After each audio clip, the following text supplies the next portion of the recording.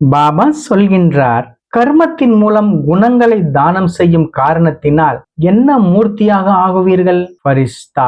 கர்மம் அதாவது குணங்களின் தானம் செய்பவர்களுடைய நடத்தை மற்றும் முகம் ஆகிய இரண்டுமே ஃபரிஸ்தா போன்று மாறிவிடும். இரண்டு விதமான லைட் இருக்கும், அதாவது பிரகாசமயமாகவும் இருப்பார்கள் மற்றும் இலகுவாகவும் இருப்பார்கள்.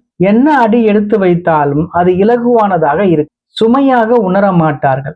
ஏதோ ஒரு சக்தி இயக்கிக் கொண்டிருப்பதாக உணர்வார்கள். ஒவ்வொரு அடியிலும் உதவி கிடைப்பதாக உணர்வார்கள். ஒவ்வொரு கர்மத்திலும் அனைவரின் மூலமாகவும் வரதானம் பிராப்தியாக கிடைத்ததாக அனுபவம் செய்வார்கள். இரண்டாவது, ஒவ்வொரு கர்மத்தின் மூலமும் மகாதானி ஆகக்கூடியவர்கள் அனைவருடைய ஆசீர்வாதங்களுக்கு பாத்திரமானவராக ஆகியிருக்கும் காரணத்தினால் அனைத்து வரதானங்களும் தன் வாழ்வில் கிடைத்ததாக அனுபவம் செய்வார்கள். உழைப்பினால் அல்ல, ஆனால் வரதானமாக கிடைத்ததாக அனுபவம் செய்வார்கள். எனவே கர்மத்தின் மூலம் தானம் செய்பவர்கள் ஒன்று பரிஸ்தாவாக தோன்றுவார்கள், இரண்டாவது சர்வ வரதான மூர்த்தியாக தன்னை அனுபவம் செய்வார்கள். அவ்வியக்த முரளி 15 ஏப்ரல் 1971 பத்தி 12.